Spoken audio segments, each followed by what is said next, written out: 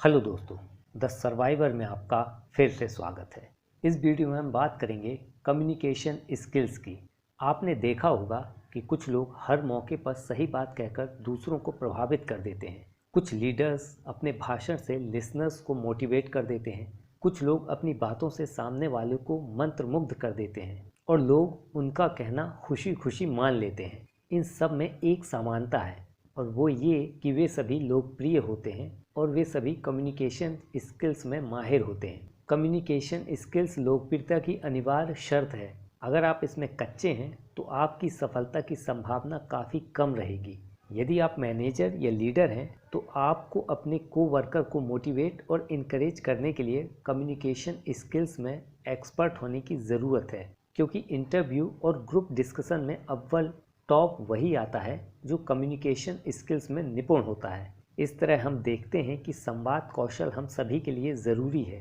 चाहे हम कुछ भी करते हों, कहीं भी रहते हों, किसी भी पोस्ट पर काम करते हों, रिसर्च में ये साबित हो चुका है कि जिन लोगों की वोकेबलरी ज़्यादा अच्छी होती है वे जीवन में ज़्यादा तरक्की करते हैं। तो चलिए कम्युनिकेशन स्किल्स के 8 सूत्रों के द्वारा शब्दों के खेल को समझना शुरू करते हैं। कम्युनिकेशन स्किल्स का पहला सूत्र है कॉन्टेक्स्ट और रेफरेंस। प्रसंग या संदर्भ, किस संदर्भ में बात हो रही है, ये महत्वपूर्ण है। कंजूस दुकानदार से टूथ ब्रश दे दो, मेरे ब्रश का एक बाल टूट गया है। दुकानदार, एक बाल टूटा है तो नया क्यों खरीद रहे हो। कंजूस, जो बाल टूटा है वह आखिरी था। यानी अगर कॉन्टेक्स्ट सही नहीं है तो भाषा का कोई मतलब नहीं है। ये रेगिस्तान में गन्ना लगाने जैसी बात है। किस कॉन्टेक्स्ट में बात हो रही है ये सही होने पर ही बाकी सारी चीज़ों का महत्व होता है। अगर सिचुएशन सही नहीं है तो बेहतर से बेहतर भाषा का भी परिणाम शून्य होगा। कई बार परिस्थिति बहुत स्पष्ट दिख जाती है, लेकिन कई बार यह उतनी स्पष्ट नहीं होती।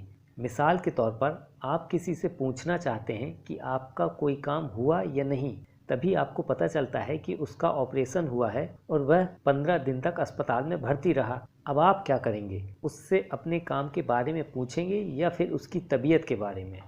दूसरा सूत्र है किसने कहा। पप्पू, पापा बहुत डरपोक हैं। मम्मी, कैसे?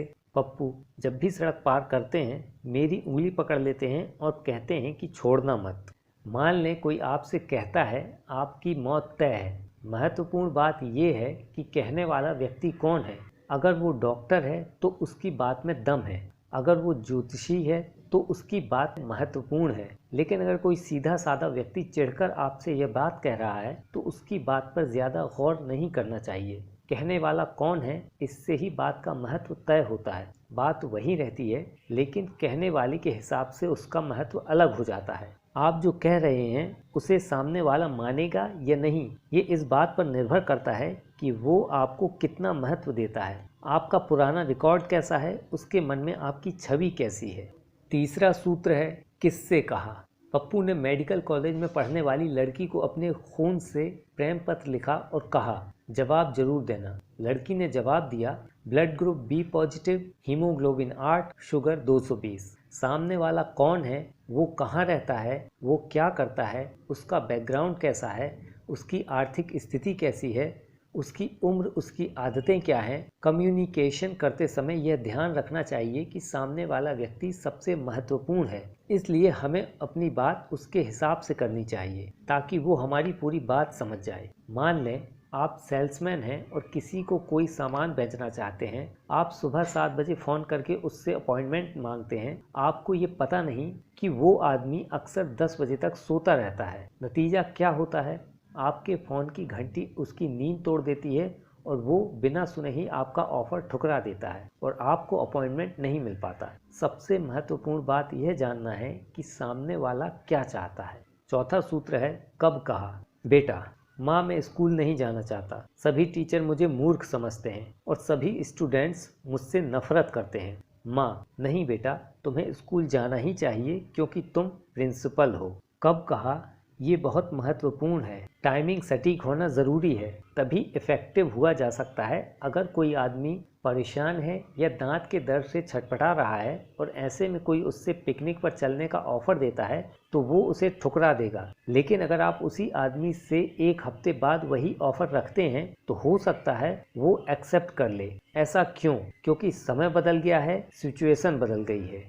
कम्युनिकेशन स्किल्स का 5वां सूत्र, कहाँ कहाँ। संता डॉक्टर से पूरे शरीर में कहीं भी उंगली लगाओ तो बहुत दर्द होता है। पूरे शरीर का एक्सरे करवाने पर पता चलता है कि फ्रैक्चर उंगली में ही है। मान लें आप किसी सुंदर लड़की से प्रेम करते हैं और उसे डेट पर ले जाना चाहते हैं। जाहिर है आप उससे किसी अस्पताल में या बस स्टॉप पर नहीं मिलना चाहेंगे। इसके लिए तो आप कोई बेहतरीन रेस्तरां चुनेंगे जहां धीमा धीमा संगीत बज रहा हो और जहां का माहौल रूमानी हो। इस बात से बहुत फर्क पड़ता है कि आप अपनी बात कहाँ कहते हैं। जगह सही होनी चाहिए।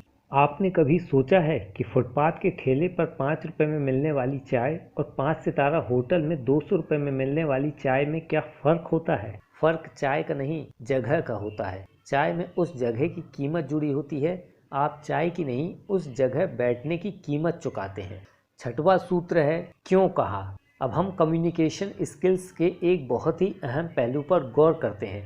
क्यों कहा यानी कहने वाले का इरादा क्या है, उसने ये बात क्यों कही, वो क्या चाहता है, ये बात कहने के पीछे उसका उद्देश्य क्या है। अगर आप कारण की तलाश करेंगे तो वे आपको आसानी से मिल जाएंगे। मान लें कोई आपसे कहता है मैं हर रोज़ सुबह कसरत करता हूँ। ये कहने के पीछे उसका क्या उद्देश्य है? शायद वो आपको ये बताना चाहता है कि वो अपनी सेहत के बारे में जागरूक है, या फिर ये संकेत देना चाहता है कि आपको कसरत करने की ज़रूरत है, या शायद उसने अभी अभी कसरत करना शुरू किया है और उत्साह में आपको ये बता रहा है। क्यों यानी कारण महत्वपूर्ण होता है। ज़्यादातर लोग जब कोई बात कहते हैं तो किसी न किसी कारण से कहते हैं। आपको कारण की स्पष्ट तलाश करनी चाहिए और उसकी तह तक पहुंचना चाहिए। 7वां सूत्र है, क्या कहा। एक आदमी को तार मिलता है, संता तुम्हारी बेटी मर गई है। वो आदमी 100वीं मंजिल से नीचे कूद जाता है। 50वीं मंजिल तक गिरने के बाद उसे याद आता है मेरी तो कोई बेटी ही नहीं है। 25वीं मंजिल पर उसे याद आता है मेरी तो शादी भी नहीं हुई है। 10वीं मंजिल पर पहुंचकर उसे याद आता है मैं संता नहीं बनता हूँ।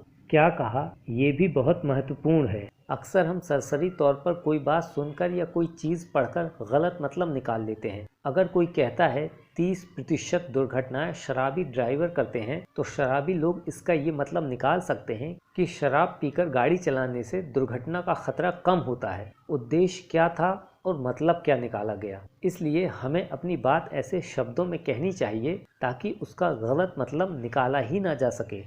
8वां सूत्र, कैसे कहा। कैसे कहा का मतलब है कि उसने ये बात गुस्से में कही या गंभीरता से कही है, ऊंची आवाज़ में कही है या सामान्य आवाज़ में कही है। कैसे कहा में बॉडी लैंग्वेज की भूमिका महत्वपूर्ण होती है। कई बार हम बच्चों को प्यार से पागल कह देते हैं। इसका ये मतलब नहीं है कि हम उन्हें सचमुच पागल समझ रहे हैं, ये तो सिर्फ लाड़ है। कैसे कहा से ये भी पता चलता है कि हमें सामने वाले से कैसे बात करनी चाहिए। अगर सामने वाला धीमी आवाज़ में बात कर रहा है तो हमें भी अपनी गति पर काबू रखना चाहिए। अगर वह निराश है तो हमें अपने उत्साह और हंसी पर काबू रखना चाहिए, वरना वो भड़क सकता है।